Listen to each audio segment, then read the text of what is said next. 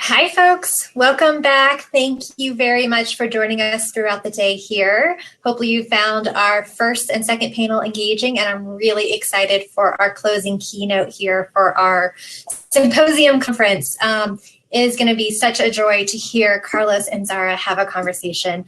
So our closing keynote, our big theme, it's going to go in a lot of different directions, but we're going to talk a little bit about what lessons has this past year brought to our understanding about how to work across political divides to create durable climate solutions.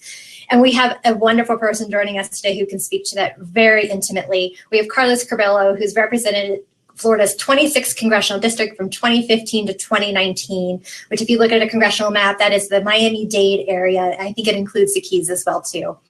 In the House, he was consistently ranked one of the most bipartisan members for his work to build consensus across the aisle on challenging policy questions. While in Congress, Carlos led on climate policy, immigration reform, and gun safety. He co-founded and co-chaired the Bipartisan Climate Solutions Caucus and served in a leadership role in the Problem Solvers Caucus. Carlos is an analyst for NBC News, MSNBC, and Telemundo. After having departed Congress, he also launched Vocera, which is a communications and public affairs firm. And Carlos is joined today by Zahra Hirji. She is a science reporter for BuzzFeed News and is based in Washington, D.C. Her career is steeped in climate change journalism, including spending a few years as a reporter for Inside Climate News. So she knows the topic of climate change really well too. So I will stop talking and turn this over to them to have a conversation and look forward to hearing what they have to say. Thank you for joining us today, Zahra and Carlos. Thank you, Kristen. Yeah, thanks so much for having us.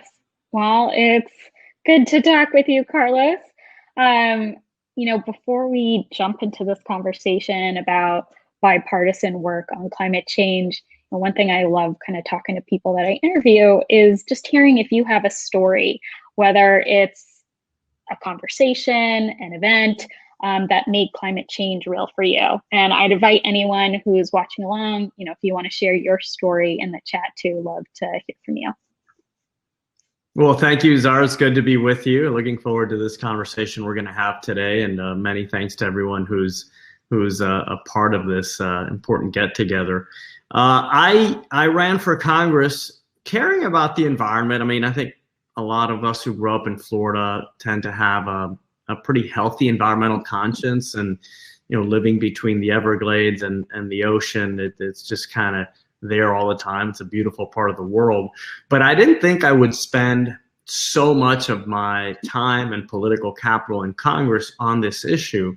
However, in 2015, very early in my first term, I had a meeting with NOAA scientists in my congressional office, some of the members of my staff team, and they just went through a lot of the data, the projections for sea level rise, the consequences that areas like South Florida could experience, and I just realized that I didn't have a choice. I had to lead on this issue. I had to really start reaching out to Democrats and Republicans in Congress to see if we could at least get a healthy dialogue going, because when I got to Congress in 2015, there was almost zero bipartisan cooperation on environmental policy, and certainly if there was any, it had nothing to do with climate change and reducing carbon emissions. So I got to work, and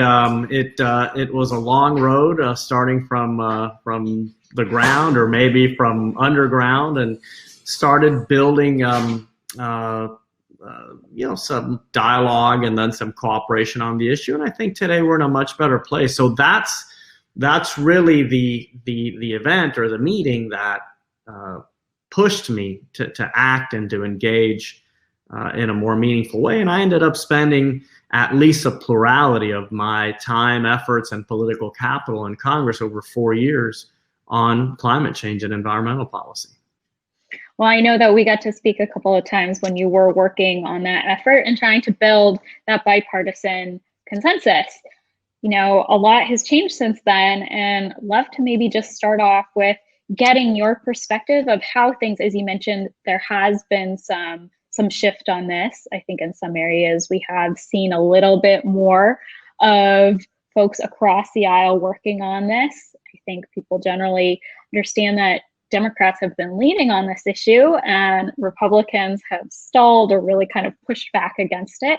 But where are you starting to see some efforts of bipartisan cooperation, and maybe starting, either at the national level or even in your home state of Florida, because these are the conversations that are happening at every level?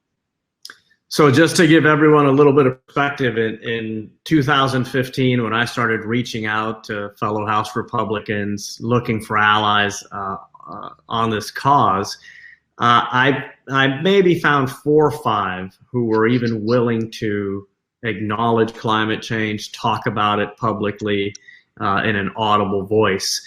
And by the time I left Congress, 45 House Republicans had joined 45 House Democrats to form the Bipartisan Climate Solutions Caucus.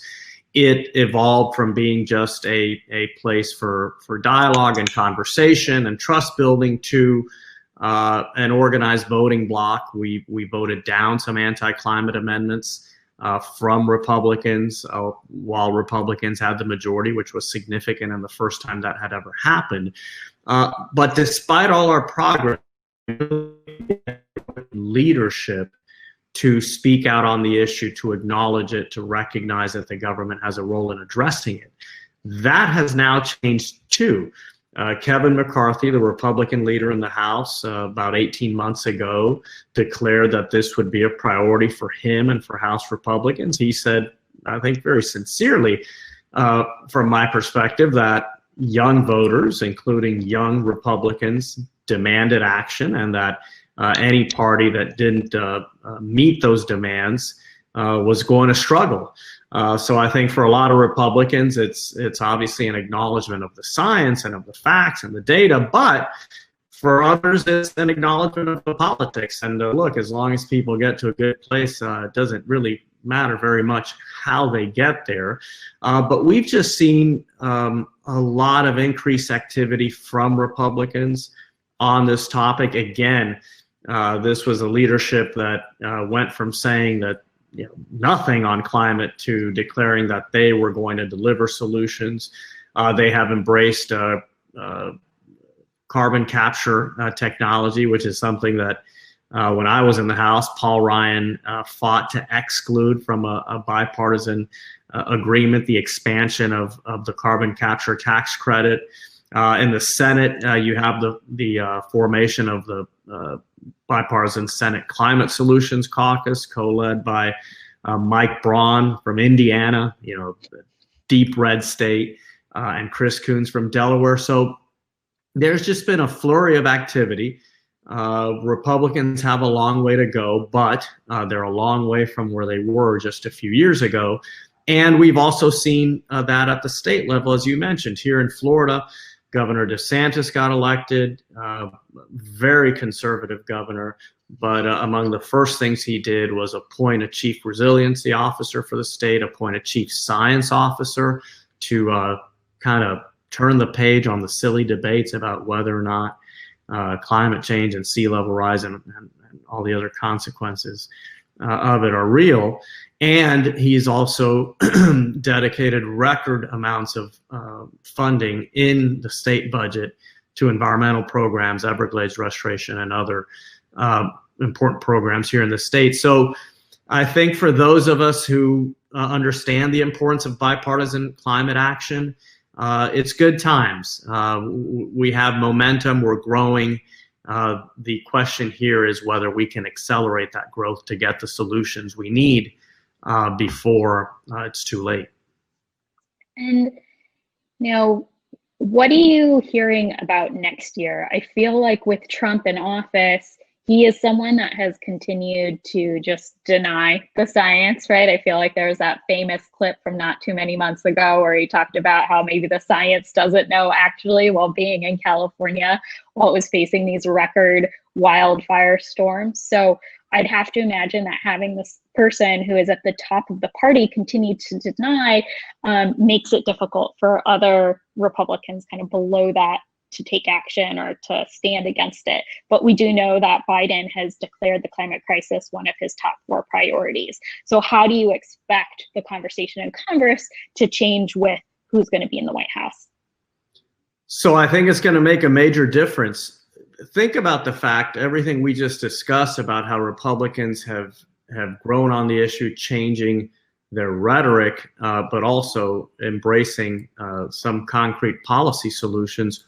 All of this has happened in the shadow of the Trump presidency. Republican appropriators have worked with Democrats in the House and Senate to invest record amounts in research, development, and innovation for emissions reductions. We're spending record amounts on environmental programs. All of this happened despite the president and his position and his irresponsible rhetoric and statements on climate. So now that Donald Trump goes from being the main show to a sideshow, because he's certainly not going to disappear, I think this is going to give Republicans even more room to work with Democrats on durable bipartisan solutions. And the reason I tie those two words together, durable and bipartisan, is because if we're going to get a solution that's permanent, that won't get blown away with the shifts in political winds, then it must be a bipartisan solution. It must be a 60-vote solution in the Senate. And again, with the president having lost this election and becoming a private citizen on noon of January 20th, I think that is going to free Republicans to go even further in embracing the solutions that this crisis calls out for. So a couple of years back, I had a conversation with Rhode Island Senator Sheldon Whitehouse, who's done a lot on climate change and pushing for action. And I know that he's spent a lot of his time also kind of behind the scenes trying to build consensus in the Senate across the aisle.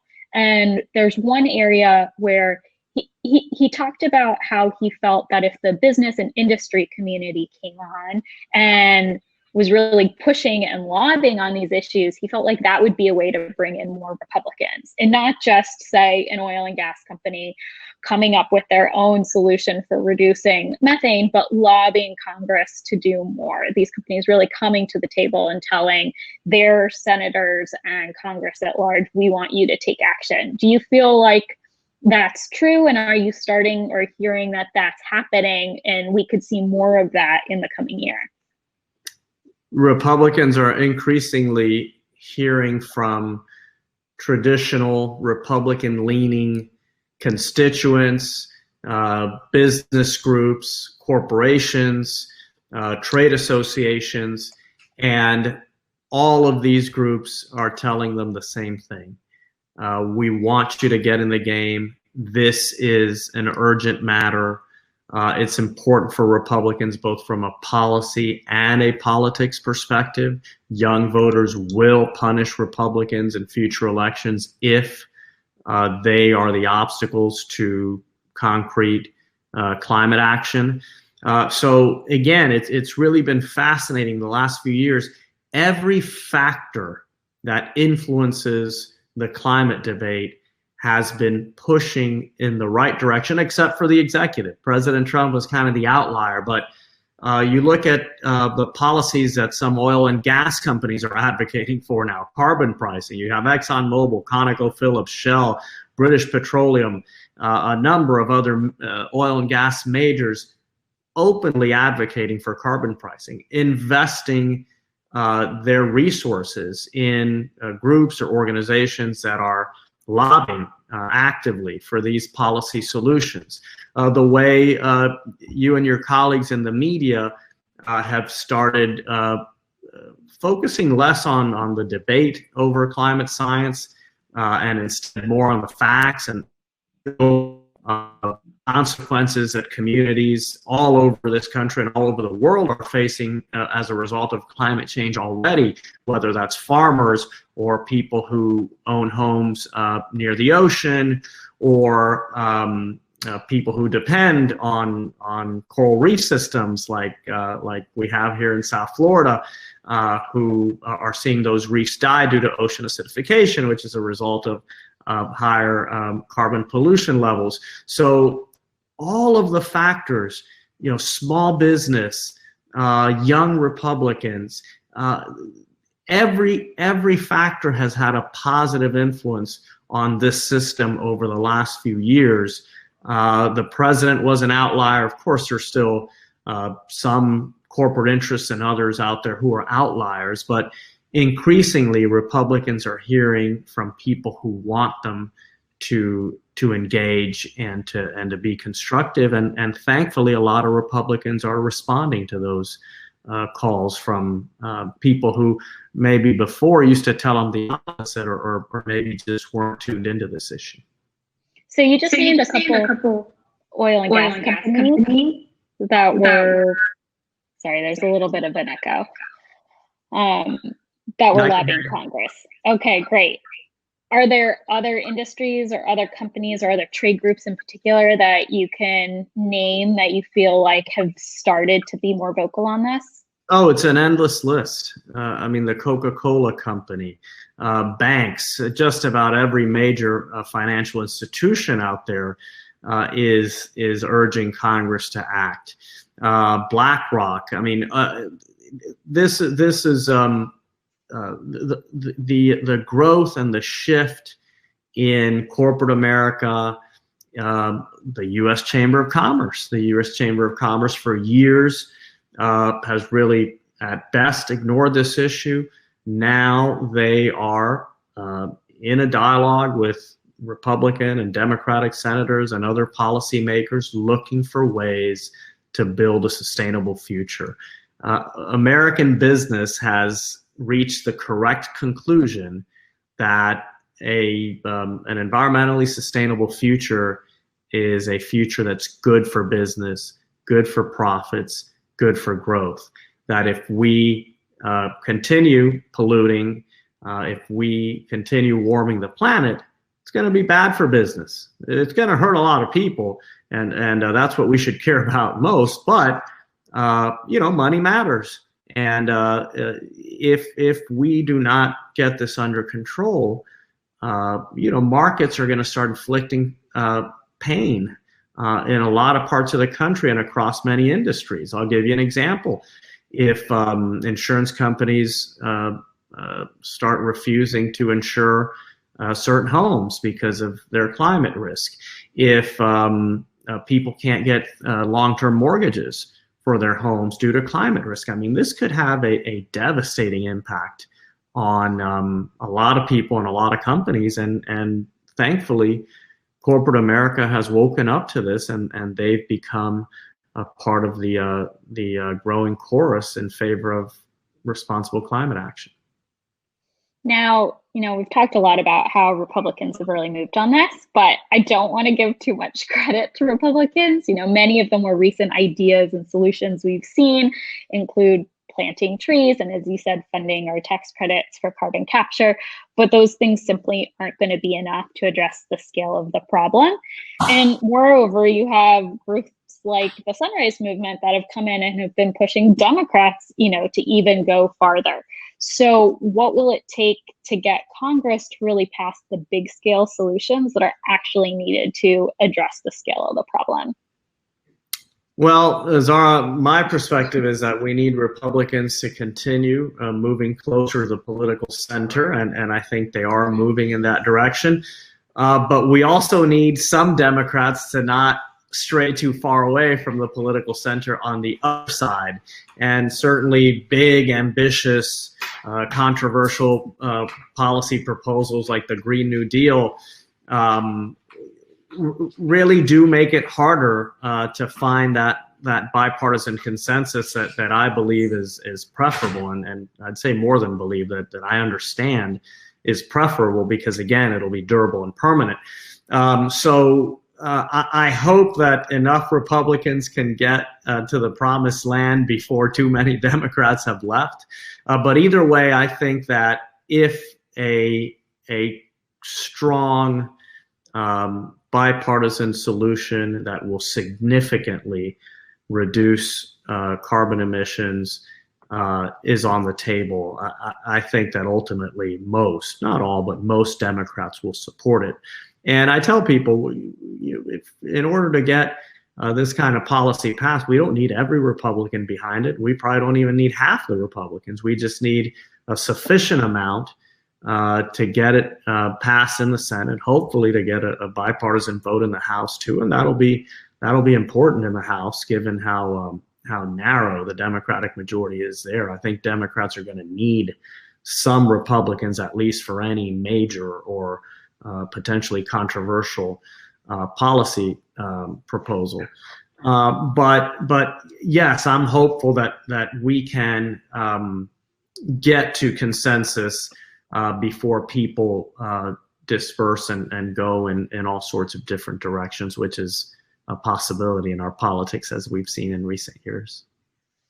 Yeah, and I guess, there's the difference between you need what can you get passed, but also what will actually solve the problem, right? And I think that's going to be an ongoing conversation, but not having anything passed really doesn't help anything. So I think what I'm hearing is, even with the Green New Deal, the way people have described it to me, it's not actually just one big piece of legislation. It could be considered an umbrella term, and actually a lot of little bills where people can maybe meet on those areas, whether it's infrastructure or other things, and all of those together kind of seen as what a Green New Deal could be to address economy-wide changes. So I think it'd be a little bit remiss if I didn't mention the huge curveball of 2020, which is the pandemic, and how that has thrown everything into chaos, right? We are currently both at home, everyone here doing this virtual conference, so that's one way. But it's also shaped the climate conversation. And I think the one huge area next year that I think we'll start to see some maybe action on climate is in another stimulus bill. So if you could talk a little bit about the opportunities there and what you're watching for in that space. And when I say stimulus bill, I mean a Corona aid package, but potentially as a vehicle for passing some climate related efforts in it. Yeah, there's a big opportunity for, I wouldn't even just say small wins, but some medium-sized wins in a jobs/COVID relief package. I understand that the Biden administration really wants to get an infrastructure package passed, and certainly anytime we talk about infrastructure, there is a big opportunity to build sustainably for the future, to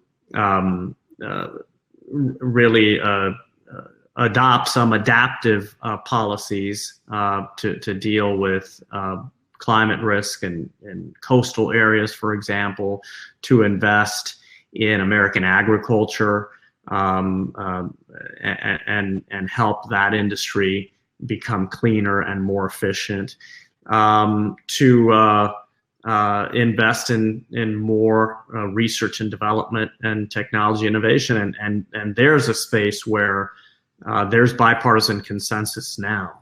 Most Republicans who have engaged on the climate issue are doing it from that angle, advocating for, in some cases, massive public investment in research and development. Senator Alexander and Congressman Gates, for example, in the House, have both called for something akin to a Manhattan Project type initiative for climate, led by the government, but of course also inviting the private sector to invest alongside the government. So certainly there's some big opportunities. I don't think whatever gets done here in the early going is going to be labeled a climate bill or a green bill, because it might be that might still do a little more harm than good at this stage of the game. But if we can get some green victories in that bill, I think that will get members of Congress in the habit of cooperating and collaborating in this space. They'll get positive reinforcement because a lot of different constituencies and industries and companies will celebrate, and that will help to continue grow momentum for the broader solutions that we all need, right? I mean, this issue requires a global solution. That means that the United States must lead. That means that the United States must have a robust national solution. And if we're going to get that, it means that we need buy-in from both parties. So that's what I worked on for 4 years in Congress. I've been blessed to continue that work over the last couple of years from outside the Congress. Was just got back from Washington, actually. And there's a lot of interest and in some cases enthusiasm from Republicans, particularly incoming House members, to lead on this issue and to not just assume that this is a Democratic issue or a liberal issue. When it comes to the folks that you have been talking with in Washington and also, what you're watching, I'm curious, when it comes to the coronavirus aid and the money that's being or will need to be pumped into the economy to kind of help recover from this pandemic, there is a lot of action and across borders in different countries. So we've seen in Europe, for example, they've talked a little bit more using the term Green New Deal in their coronavirus response. I think Canada has even talked about how countries that may be applying to aid may need to disclose their climate risks. So using this as an opportunity to push climate change disclosures. Are the things you're seeing out of the US that maybe could serve as a model for how we approach our next coronavirus related bill? And as you said, maybe get some small to medium level victories? For sure.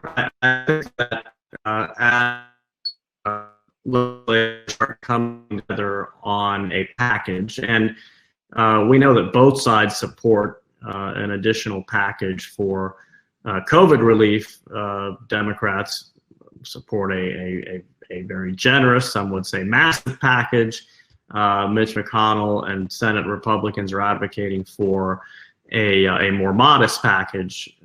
So we're anywhere between $500 billion to, I don't know, it's $3 trillion in additional relief.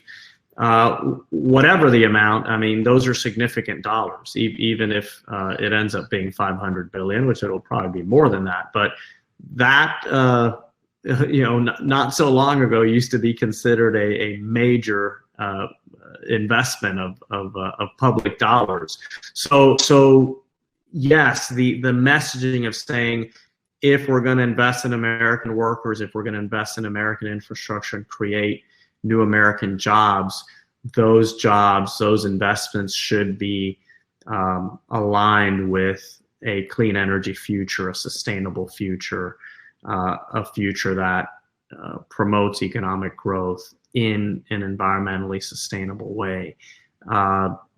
Sure, we can learn a lot from what other countries throughout the world have done, and we have an incoming president with the demeanor, the disposition, the tradition of being a consensus builder, a deal maker. I remind people that early in the Obama administration, they would always send Joe Biden to cut deals with congressional Republicans, and they eventually stopped doing that because they thought Joe Biden was too willing to cut deals with congressional Republicans, which I would argue that we could use more deal making and compromises and bipartisan agreements. So I think that bodes well, and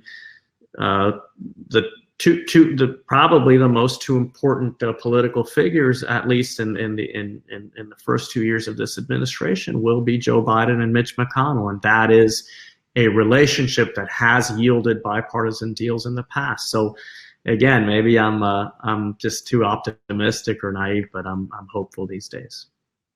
Well, I had done a story right after, it was initially called that Biden had won.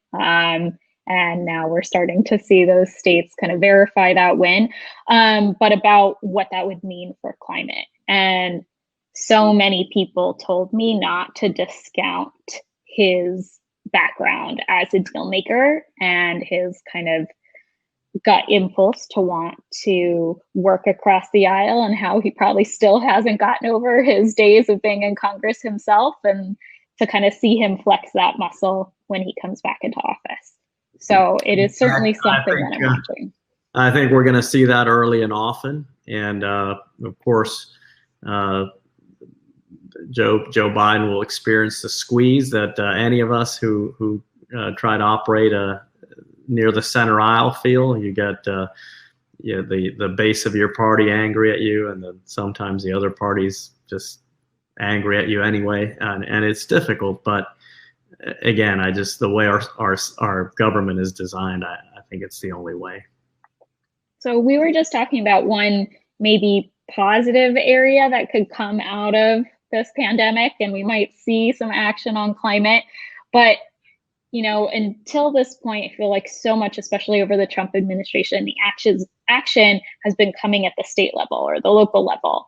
And this pandemic has really raided states' budgets. And one place, I've kind of been watching is California, which has put in place these really aggressive policies. But like everywhere else, they're really strapped for cash, because guess what? These shutdowns and everything have just really made things harder. And so what kind of challenges kind of lie ahead in that space? Because even with vaccines potentially available, we know that it's going to be a long time before everyone across this country is actually able to access it. So we're going to be in this kind of holding pattern for a while. And so what more challenges on that front do you expect over the next year? And how can states kind of work on this? Because as they said, they've been really pushing the action, and this could slow them down. Yeah, it's a big concern, Zahra, for states and also cities and counties. I mean, here in South Florida, you have cities and counties that haven't been able to wait for the state to act on environmental infrastructure and climate policies.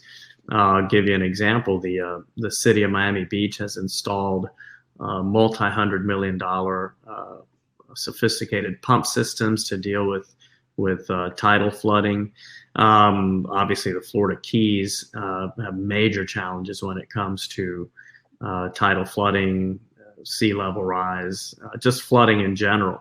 And what happens is that when you have so many people unemployed and businesses closing, cities and counties and states shift resources to obviously unemployment benefits and other types of relief. And it becomes an easier decision to cut investments in, for longer term projects. And of course, when we talk about climate risk and sea level rise, we're thinking 20, 30 years ahead. And when a bunch of people are out of work, it's really easy to say, well, forget about that for now. We have people who are struggling to send their kids to school or are struggling to have something to eat. So that's why, and I know a lot of Republicans worry about the federal government sending relief to states, cities, and counties because they think that those funds could be misspent. Certainly, there were some fair criticisms of the Obama stimulus program, the ARRA, back in 2009, and how some of those funds were invested. But to the degree that the relief to state and local governments can be targeted and really help preserve key employees and key programs, especially in this critical space, I think that would be a worthwhile investment because that's essentially an investment in the future.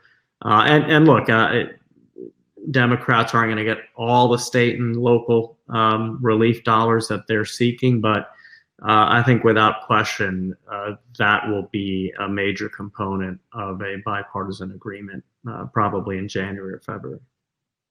You made a really good point about where does that money actually go? And I know that was a big criticism of the initial sets of coronavirus aid packages, in part because of the way they were put together and the way that the Trump administration was crafting it. There wasn't a lot of accountability, and we kind of have found out after the fact that small business loans went to really big businesses that didn't meet the criteria that were laid out. And so I think it will be interesting to see how that changes and if there is more transparency on those efforts going forward.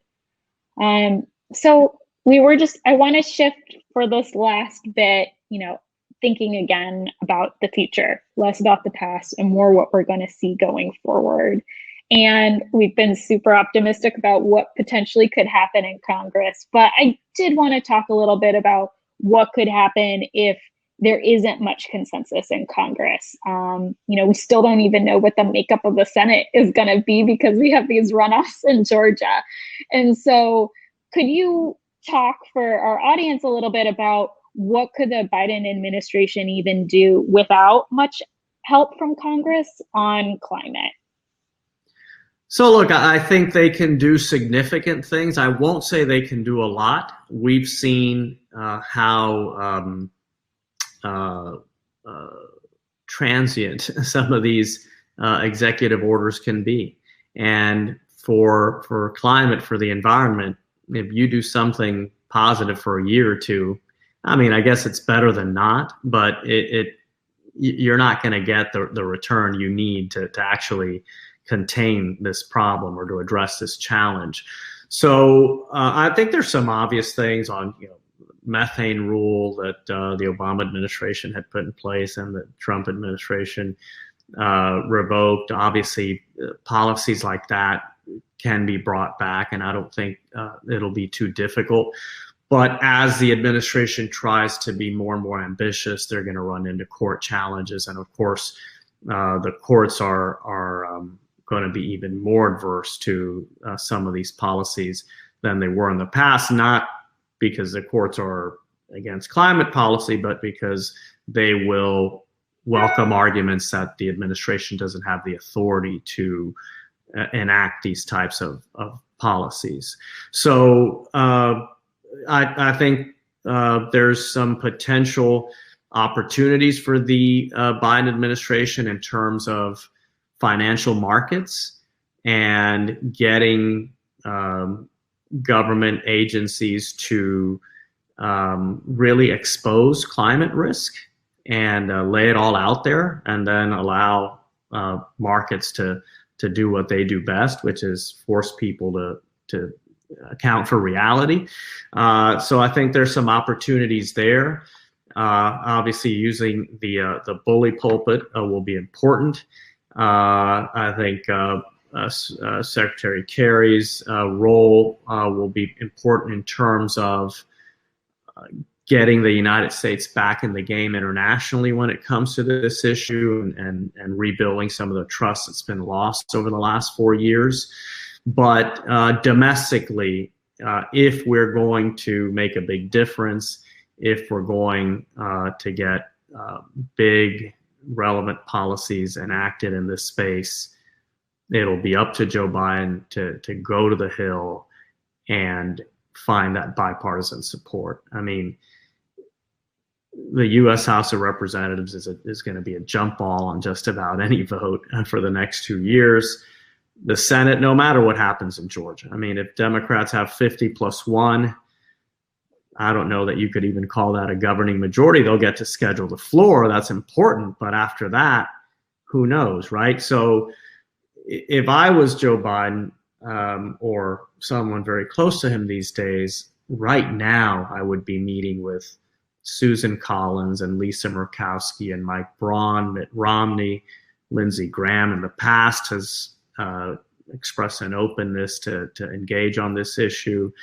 Marco Rubio has now joined the Senate Climate Solutions Caucus. These are the senators that could really that are essentially fundamental if there's going to be any kind of bipartisan cooperation on climate.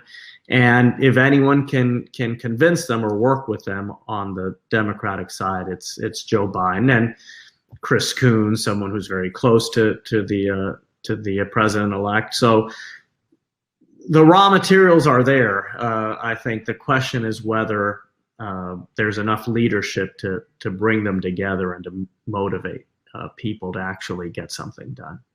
Yeah, well, I will piggyback on that and say, first, for those that don't know, Biden had announced that John Kerry would be this new climate envoy to the president, which is, some have talked about like an international climate czar, like his international folks to play a role with Paris and the G7, I imagine, the G20, all these other places where the US is working with the rest of the world on climate. And under Trump, we've really taken a step back, and Kerry will be this force clearly saying we are back in. I know that at some point this month, the Biden administration will probably be announcing what they've said will be a domestic counterpoint, whether there are a bunch of names that are in the running, and we'll wait to find out who that is. I think also wait to find out what that role will mean. Does that mean that they will be involved with what's going on the Hill? Will they be doing stuff across agencies? And like we've seen the Trump administration roll back a lot of rules, climate, environment related. Many of those have been stopped in the courts, or still in court battles. It's going to take a while for the Biden administration to kind of halt those efforts or kind of go back and to re-regulate. So that is going to be a bit of a slow space. And we've certainly seen with the past two administrations, there's a lot you can do with the executive power, but it's fleeting, right? Because it could easily be undone. And so while there are things like Biden will say on day one that we're rejoining Paris, in terms of bigger action, you're right. I think a lot of people really say the way to ensure that it's durable, that's the word you used before, we're probably going to need legislation out of Congress.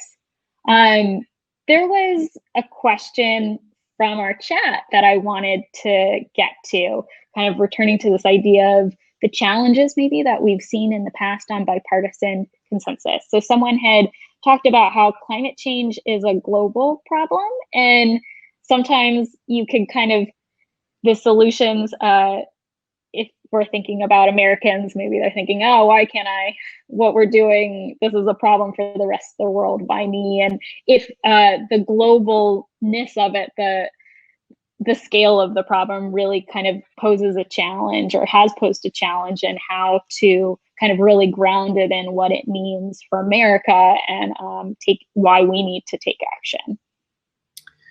So look, I'll concede that the strongest conservative or Republican argument against a national climate policy is that, well, if we do it and the rest of the world doesn't do it, then we're not really solving anything, which is true. I mean, we might be buying ourselves a little bit of time, but ultimately we're going to end up in the same place.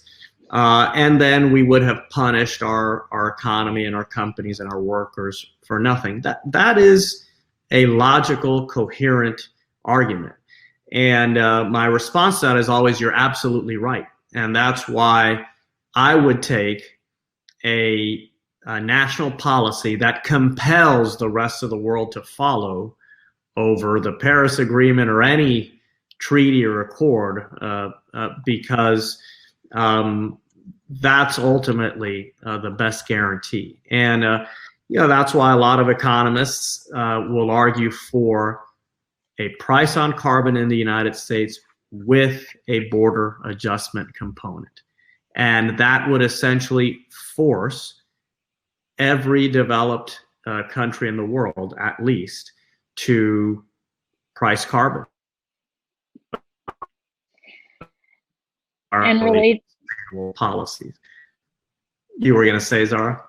Oh, just that the one area, or the one sticking point in the Paris Agreement climate negotiations right now is how to figure out a global pricing program, or how to kind of tie regional pricing programs together to that point.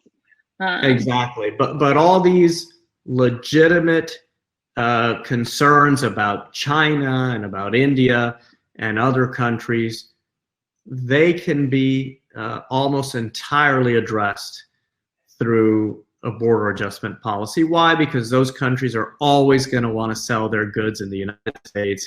We are and will be for the foreseeable future, hopefully forever, the most powerful consumer economy in the world. And anyone who wants to sell their products here is going to comply. And again, I take that over anyone's signature on a piece of paper.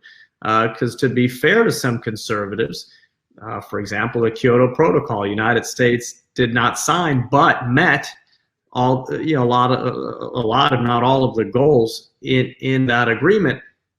A lot of the signatories did not meet, comply with their end of the bargain. So those arguments are coherent, and the best response to them is a robust national policy, whether it's pricing carbon, national clean energy standards, or any other comprehensive solution that compels the rest of the world to follow. That is a lot more valuable than the Paris Agreement or anything else. And it's a solution that puts the United States in a position of leadership, which is something that conservatives have traditionally advocated for on across the policy spectrum. Right. And I will just add that for folks that have been still making that argument, it is a pretty invalid one when the US is the only country that had officially dropped out of the Paris Climate Agreement, and all the other countries kind of could point to the US and say, well, why should I do it when the US isn't doing it? And they're the largest historical emitter of climate pollution. Well, we are kind of reaching the end, and I just wanted to see if you had any final or closing thoughts about bipartisan climate efforts and what you're watching for next year. Look, I like we discussed earlier, I think you're going to see some more small and medium wins here in the next 6 months to a year.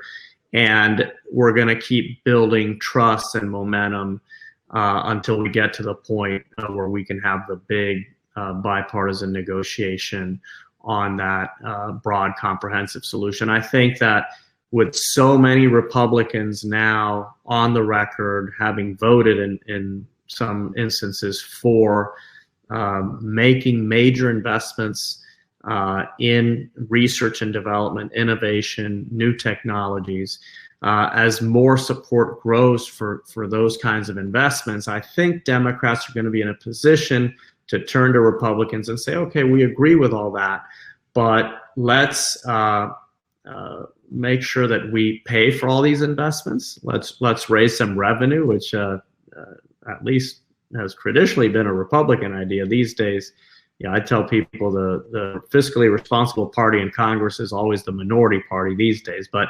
anyway, in theory, at least Republicans still care about fiscal discipline. So again, Democrats will have leverage to say, let's raise some revenue in a way that's consistent with these new policies we're funding. If we're moving towards a clean energy future, it makes perfect sense to send a market signal with regards to the cost of carbon pollution, right? And again, it can be a price on carbon.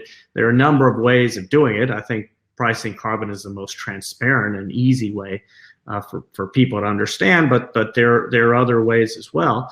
And ultimately, I think that's where the bipartisan landing pad is for this kind of solution. Well, thanks so much. This has been great. I hope the people following along at home have also enjoyed the conversation. Thank you. I really enjoyed it.